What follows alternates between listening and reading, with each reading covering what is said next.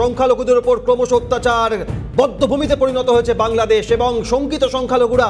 বাংলাদেশে চিন্ময় কৃষ্ণের গ্রেফতারি, অশান্ত বাংলাদেশের পরিস্থিতি, বারবার আক্রান্ত সনাতনীরা, উদ্বিগ্ন ভারত। সংখ্যালঘুদের নিরাপত্তা নিশ্চিত করা হোক, কড়া হাতে দমন করা হোক হিংসা।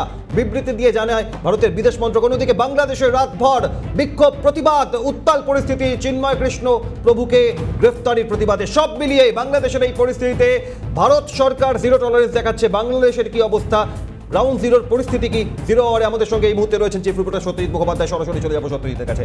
সত্যজিৎ, এখান থেকে দাঁড়িয়ে 5ই অগস্ট হাসিনা দেশ ছেড়েছিলেন, অন্তর্বর্তী সরকার গঠিত হলো তারপর, কিন্তু বাংলাদেশের পরিস্থিতি এবার সনাতনীরা যেভাবে আক্রান্ত, চিন্ময় কৃষ্ণ প্রভুকে গ্রেফতারির পর পরিস্থিতি আরও জটিলতা নিচ্ছে। সব মিলিয়ে সর্বশেষ কি অবস্থা সামনে আসছে? একদম যে ছবিটা আমরা দেখাচ্ছি, দেখো একটা ছবি, বাংলাদেশের এই ছবি পরিষ্কার দেখাচ্ছে ছবিতে যে কিভাবে সেখানে সংখ্যালঘু নিপীড়ন।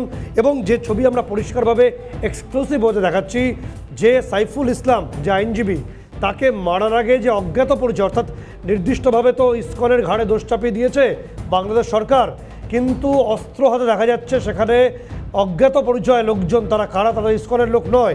এরকম ছবি আমাদের কাছে এসছে এবং সেই ছবি আমরা একে একে দেখাবো এবং নির্দিষ্টভাবে যে তথ্যর কথা বলার চেষ্টা করব যে এই মুহূর্তে দাঁড়িয়ে যে সবথেকে বড় খবরটি আসছে, বাংলাদেশ সরকার চাইছে অবিলম্বে ইসকনকে নিষিদ্ধ করতে।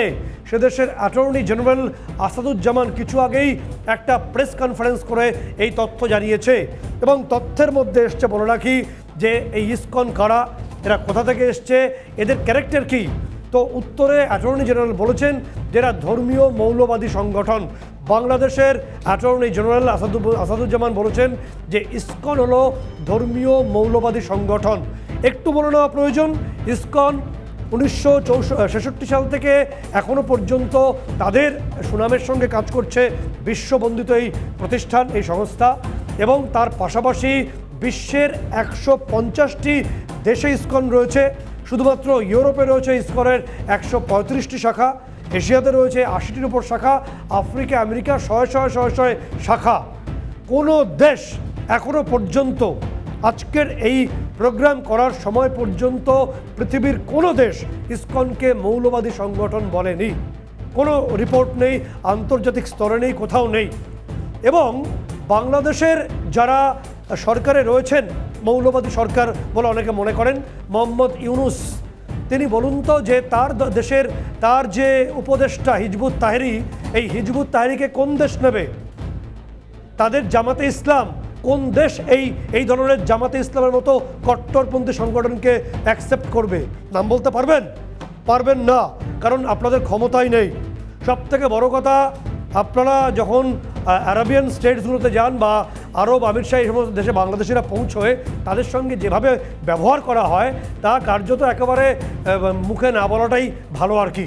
তাই সেই কারণে বাংলাদেশিরা বারে বারে ভারতে এসে এখান থেকে ভিসা ফরম্যাট পরবর্তী রেডি করে অন্যান্য দেশে যাওয়ার সুযোগ পান।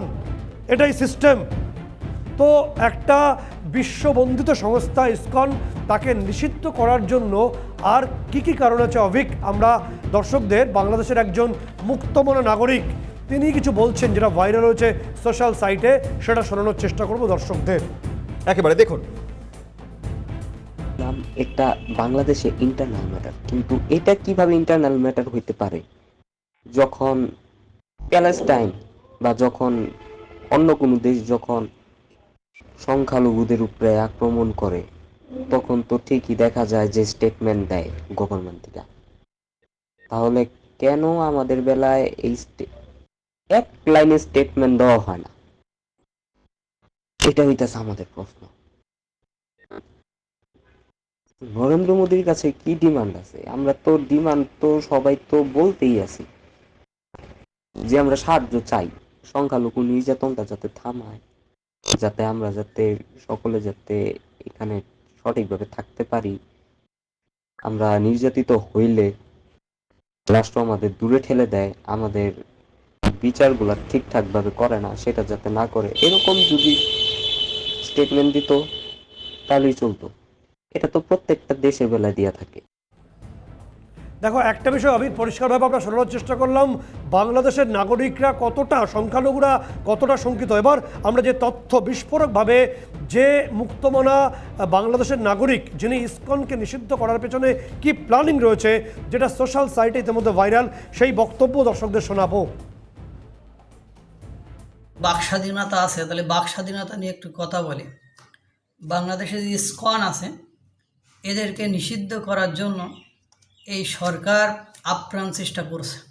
কেননা বর্তমান যে সরকার আছে, উপদেষ্টা সরকার, এদের সবচেয়ে বড় বিপদের নাম হলো ইসকন। কেননা এরা হলো একটা সংখ্যালঘু সংগঠন এবং পুরো বিশ্বে এদের বিচরণ। এদের বাংলাদেশে যদি কোনো বড় ধরনের ক্ষতি করা হয় তাহলে পুরো বিশ্ব কেঁপে যাবে।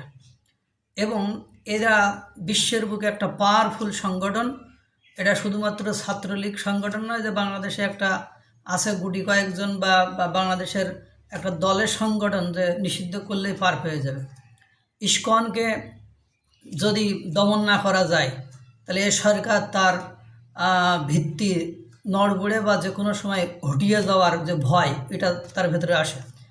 এই দেশগুলো সাপোর্ট করবে না। ইতিমধ্যে বিশ্বের বড় বড় যে সংস্থা দেশগুলো আছে তারা এই সংখ্যালঘুদের বিষয়টা নিয়ে সরকারের পরে ক্ষুব্ধ, রাগান্বিত। যেমন আমেরিকা রাগান্বিত, জাতিসংঘের মানবাধিকার হাই কমিশনের ভলকার তুর্ক এ বিষয়টা নিয়ে রাগান্বিত, অস্ট্রেলিয়া একই অবস্থা। এখন এই জন্য এদেরকে নিষিদ্ধ করার একটা ন্যারেটিভ তৈরি করতে হবে। তাই ন্যারেটিভটা কীভাবে তৈরি করা যায়, ওই যে হাজারি গলিতে ওসমানের ইস্যুটাকে নিয়ে এর একটা ন্যারেটিভ তৈরি করার চেষ্টা করতেছে বা করেছে। কারণ ওসমান নিজে থেকে লিখিত দিয়েছে, যখন লিখিত দিয়েছে তখন ওটা সমস্যার সমাধান হয়ে গেছে। তাহলে পরে আবার কী করছে, এরাই আবার মনে হয় যে বলছে যে দেখেন আমি এদেশের 95-90% মুসলমান, ওরা আমাকে দিয়ে এইভাবে লিখাই নিয়েছে, আমি ফেসবুকে পোস্ট করেছি তার জন্য আমাকে এভাবে করেছে, এতে আমাদের মান সম্মান থাকে। অর্থাৎ অভিক যে বক্তব্য বাংলাদেশের একজন মুক্তমনা মানুষ তিনি বলছেন, তাতে পরিষ্কার যে ইসকন যারা সংখ্যালঘু সম্প্রদায়দের নিয়ে কাজ করে সেদেশে এবং বিশ্বজুড়ে বন্দিত, তাদেরকে নিষিদ্ধ করার ন্যারেটিভ ইউনুস আগে থেকেই ছক কষেছিল মাহফুজ আলমকে নিয়ে। তো আমরা দাবি করছি এখান থেকে, এই অনুষ্ঠান থেকে, যে আপনাদের দেশের এই যে হেফাজতে ইসলাম, জামাতে ইসলামী, যেগুলো কদিন আগেও জেলে ছিল, যে জঙ্গিগুলোকে বার করেছেন আপনারা জেল থেকে বার করে করে, এই জঙ্গিগুলোকে অন্য কোনো দেশে চালান করুন না, অন্য কোনো ইসলামিক কান্ট্রিতেই পাঠান, 1 টাকাও নেবে না। একেবারে এখান থেকে একটা খুব গুরুত্বপূর্ণ বিষয় যে অন্তর্বর্তী সরকার গঠন হওয়ার পর সম মনোভাব বজায় রাখার বার্তা দেওয়া হয়েছিল, প্রতিশ্রুতি দেওয়া হয়েছিল।